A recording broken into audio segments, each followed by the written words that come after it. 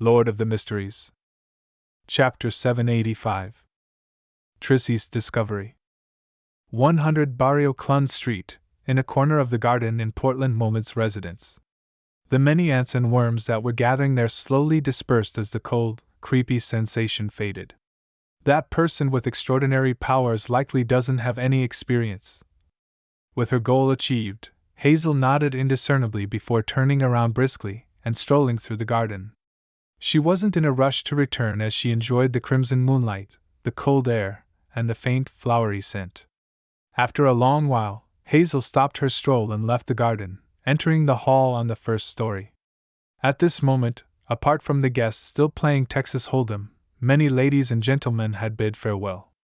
Moments after Hazel found her mother, Mariana, she saw her father, Member of Parliament Mocked, and a few other gentlemen walking down as they conversed with lively expressions. "Are you ready to head home? You have to visit a very important guest tomorrow morning." As Rihanna gestured for her daughter to come close, she walked towards her husband and greeted the others with a smile. Mock nodded and said, "I would have loved to try another of Portland's cigars if not for that matter." Rihanna swept her gaze to Willis, Dwayne Dantes, and company, and she asked in passing, "Gentlemen, what are you talking about? It sounds interesting." Mock turned his body to the side and said with a smile, "Dwayne said that he encountered ghosts when he was in the southern continent.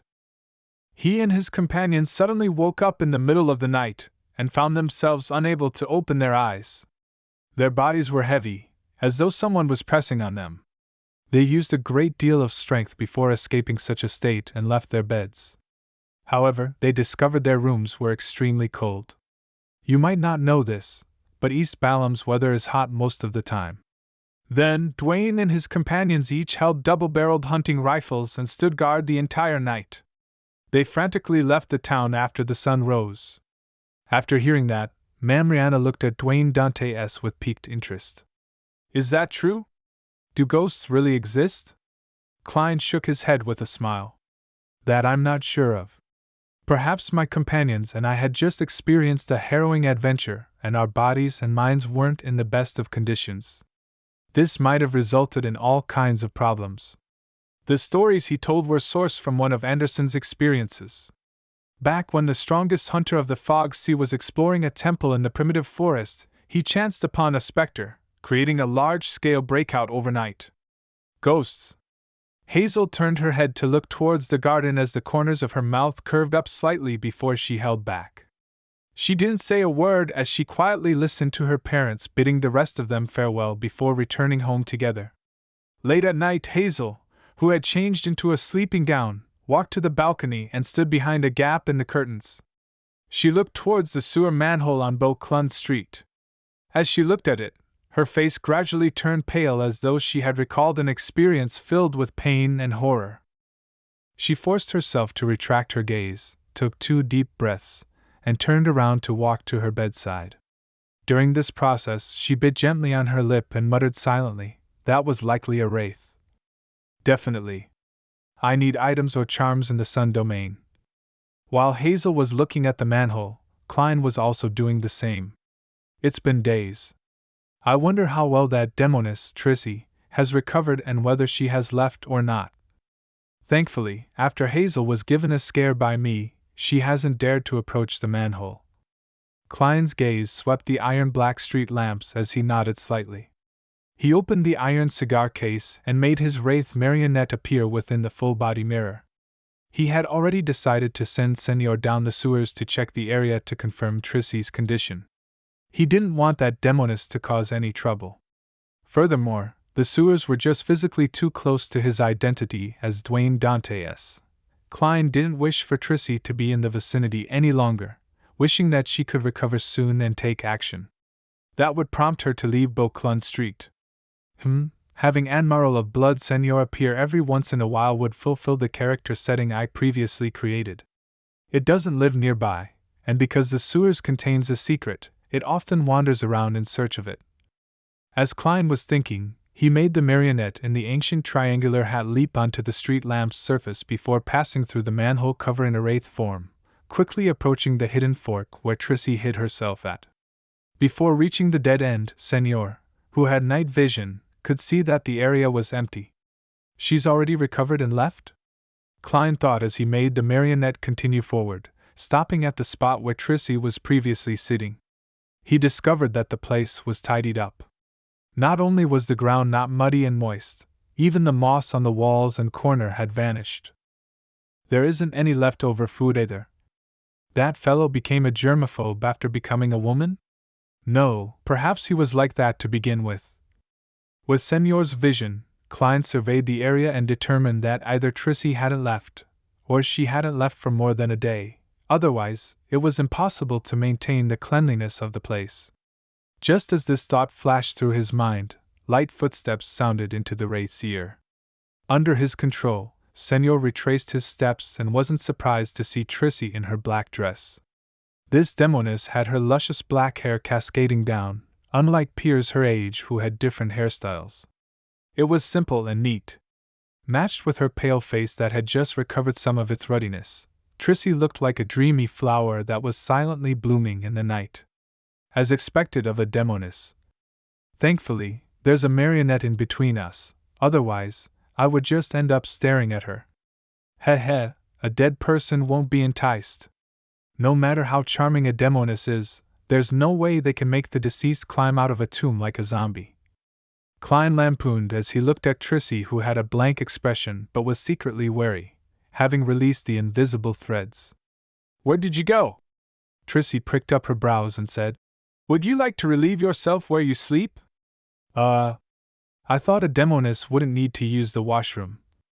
Klein gave a self-deprecating comment and made Senor chuckle. Are you referring to pissing and shitting? He had deliberately made the marionette say such words, as it matched Admiral of Blood's persona of a boorish pirate. Trissy indiscernibly frowned and said, Is there anything else? Senor didn't continue on the topic as he said, You look like you've almost recovered. Trissy smiled. Not bad. I'll be leaving tomorrow. She paused as she slightly narrowed her slender eyes. To be frank, I doubt whether you're the real Admiral of Blood at times. Of course it's real. You should ask if he's alive or dead. With his interest piqued, Klein made Senor ask, Why do you say that? Trissy's gaze swept over the Wraith's face and said, It's said that Admiral of Blood is someone who indulges in his desires, and he has no resistance towards beautiful females and males. Yet I don't see any sparks of desire when you face me. I believe the real Admiral of Blood would have added the condition of doing something I wouldn't want to in the agreement. Klein deliberated for 2 seconds and made Senor give a self-deprecating smile.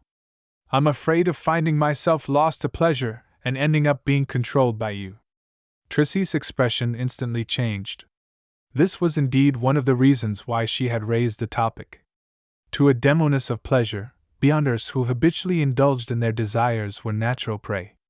Klein actively ignored the topic and made the marionette say, You're seeking out the target tomorrow? Very clearly, the Royal Guard captain knows you and knows what you look like. After all, you were arranged by them to be by Prince Edisac's side. Klein silently added. Trissy lowered her head and looked at her toes before chuckling. Rest at ease, I have the perfect plan. As she spoke, she turned her body sideways and casually looked deep into the sewers. If you set off from here, at the end of the 6th left fork is a hidden passage. It has signs of prolonged human activity. I discovered it while walking around in the past few days. I believe it has something to do with that girl, right? It's also the reason why you're here. Hidden passage? Klein didn't confirm or deny it. He made Senor smile and say, Did you discover anything? Trissy shook her head. There was nothing at all.